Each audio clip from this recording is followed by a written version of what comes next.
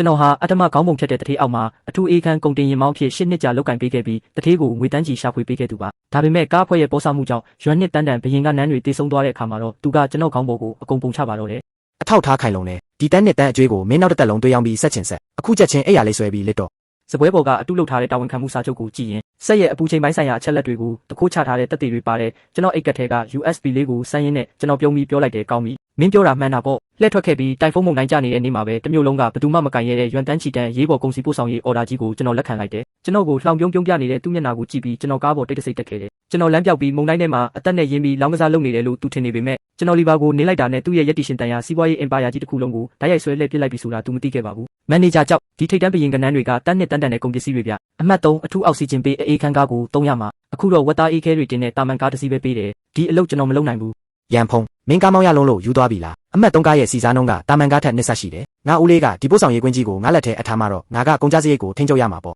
့အေးပေးဆက်ရဲ့စွမ်းအားကိုလည်းငါလျှော့ရောင်းထားတယ်ဒီကနေတက်တာသွားတဲ့ပိုက်ဆံကအမြတ်ပဲဘရင်ကနန်းတွေကိုလက်လက်ဆက်ဆက်တဲဖို့ဆိုရင်အပူချိန်က2ဒီဂရီကနေ4ဒီဂရီအတွင်းပဲရှိရမယ်အမှတ်8ကားကအသေးကောင်းတွေတင်တဲ့ကားအလုံးပိတ်စနစ်ကလုံးဝမကောင်းဘူးအေးပေးဆက်စွမ်းအားပါရှော့ထားတော့ကားနောက်ပိုင်းကိုအေးတက်ကလုံးဝမရောက်ဘူးပြည်နယ်ထဲကတော့မထွက်ရသေးဘူး4နာရီအတွင်းဒီကုန်းတွေအကုန်သေးလိမ့်မယ်ဒီတာဝန်ကိုကျွန်တော်မယူနိုင်ဘူးမမောင်းဘူးမင်းကိုမျက်နှာသာပေးနေတာလွန်သွားပြီလားဒီရှင်းဝံပို့ဆောင်ရေးကွင်းမှာငါကြောက်ကုန်းကပဲဆရာပဲမင်းကမန်နေဂျာလားငါကမန်နေဂျာလားမောင်းဆိုမောင်းလိုက်စကားတွေအပိုပြောမနေနဲ့သူ့ရဲ့ရိုင်းဆိုင်တဲ့မျက်နှာထားကိုကြည့်ပြီးကျွန်တော်စိတ်ထဲအကုန်ကွင်းကွင်းကွက်ကွက်မြင်နေရပြီဘာကုန်ကြစရိတ်ထိန်းချုပ်တာလဲအေးခန်းပို့ဆောင်ခါကိုဖောက်တဲ့ကအပြည့်အဝပေးချေပြီးသားသူကတာမန်ကားနဲ့တဲပြီးကြားတဲ့ကအမျက်ကိုခိုးချင်နေတာမင်းကျွန်တော်ကိုအလုပ်ဖြုတ်ရင်တော့ဒီကားကိုကျွန်တော်မကင်ဘူးတန်းနှစ်တန်းတန်းကုန်တွေလမ်းမှာတေးကုန်ရင်ကျွန်တော်ကိုရောင်းရင်တော့မဆက်နိုင်ဘူးမောင်းချင်ရင်မင်းပါတာမောင်းကြောက်ချံကဒေါသထွက်လွန်းလို့လှောင်ပြုံးပြုံးရင်းကျွန်တော်ရင်ဘက်ကဝန်ထမ်းကတ်ကိုဆွဲဖြုတ်လိုက်တယ်ကောင်းပြီလေရန်ဖုံအတောင်ပန်းဆုံးနေပြီပေါ့မင်းမရှိရင်ဒီလုပ်ငန်းကြီးရက်သွားမယ်ထင်နေလားအားပြောင်းမလန်းမကန်းကနေစပင်ဝါနဲ့လူတယောက်ရှောက်လာတယ်အားပြောင်းကကြောက်ချံတစ်ခေါ်ထားတဲ့နောက်လိုက်ဖြစ်ပြီးအရင်ကမျိုးထဲမှာမြေကြီးတဲတဲ့ကားပဲမောင်းဖူးတာအေးခန်းပို့ဆောင်ရေးအကြောင်းလုံးဝနားမလည်ဘူးကြောက်ချံကကားတော့ကိုအားပြောင်းစီပစ်ပေးလိုက်တယ်အားပြောင်းဒီတစ်ခေါက်မင်းမောင်းကားခါကိုနှစ်ဆက်ပေးမယ်ဆရာကြီးလုံနေတဲ့လူချို့ကိုပြလိုက်စမ်း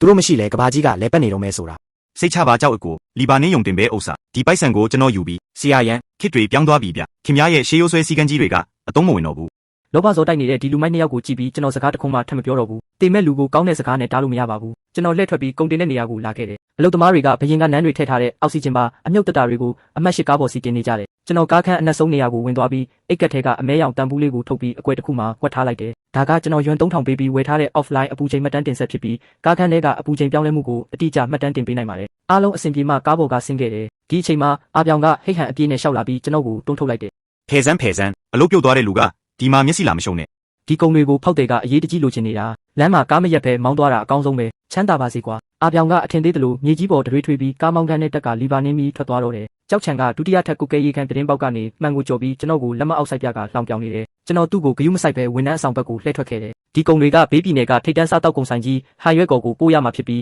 းအဝေးပြေးလမ်းကနေ9နာရီမောင်းရမယ်တာမန်ကားရဲ့အပူထိန်းလွှာတွေကဆွေးနေပြီဖြစ်တဲ့အပြင်ကြောက်ချံအေးပေးဆက်စွမ်းအားပါရှော့ထားတော့ကားခန်းထဲကအပူချိန်ကမကြခင်မှာပဲ15ဒီဂရီအထက်ကိုရောက်သွားလိမ့်မယ်ရေလက်စနစ်မရှိတော့တဲ့ဘရင်ကနန်းတွေက3နာရီခွဲထက်ပိုမခံနိုင်ပါဘူးကျွန်တော်အဆောင်မှာတိတ်တဆိတ်အထုပ်ပိုးတိတ်နေခဲ့တယ်3နာရီကြာမှာတော့ပို့ဆောင်ရေးကွင်းတစ်ခုလုံးမှာအရေးပေါ်အချက်ပေးတံတွေစူညံသွားပြီးကြောက်ချံရဲ့အောက်ထပ်ကနေအော်ဟစ်ဆဲဆိုတန်ကြီးထွက်လာတယ်ကျွန်တော်ဖုန်းလဲတုံခါလာပြီးကွင်းထဲက group ထဲမှာဗီဒီယိုတစ်ခုတက်လာတယ်ဗီဒီယိုထဲမှာအဝေးပြေးနားနေစခန်းကကားပါကင်ဖြစ်ပြီးကားတကားကြီးပွင့်နေကအထဲကနေညှိစော်နံနဲ့ရှုံရည်တွေအများကြီးစီးကြနေတယ်ဖွင့်ကြည့်လိုက်တဲ့အမြုပ်တက်တာတွေထဲမှာတော့လက်ဆက်နေရမယ့်ထိတ်တန်းဘရင်ကနန်းတွေဟာဘိုက်ဖြူလန်းပြီးတေဆုံးကုန်ကြပါပြီရွမ်နဲ့တန်းတန်းကုန်တွေလုံးဝပျက်စီးသွားခဲ့ပြီဒီအချိန်မှာပဲအဆောင်တကားကိုလူတစ်ယောက်ကကန်ဖွင့်လိုက်ပြီးကြောက်ချံကမျက်လုံးတွေနီးရဲကကျွန်တော်ကိုလက်ညှိုးထိုးပါတော့တယ်ရန်ဖုံမင်းလုပ်တဲ့အလုပ်တွေမင်းတမင်တက်ကနန်းတွေကိုတေးအောင်လုပ်တာမင်းကကိုတန်းနဲ့တန်းပြန်ရော်ရမယ်တကားဝမှာဒေါသပေါက်ကွဲနေတဲ့ကြောက်ချံကိုကြည့်ပြီးကျွန်တော်လက်ထဲကအထုပ်ကိုကတင်ပေါ်ပစ်တင်လိုက်တယ်မန်နေဂျာကြောက်ထမင်းကိုကြိုက်တယ်လို့စားလို့ရပေမဲ့စကားကိုတော့ရှောက်မပြောနဲ့ဗျအဲ့ဒီကုံတွေကိုမင်းကပဲအပြောင်ကိုအတင်းမောင်းခိုင်းတာအေးပေးဆက်အချက်လက်တွေကိုလည်းမင်းပဲခိုးပြင်တာအခုကုံတွေတေကုံတာကျွန်တော်နဲ့ဘာဆိုင်လဲလိမ့်မနေနဲ့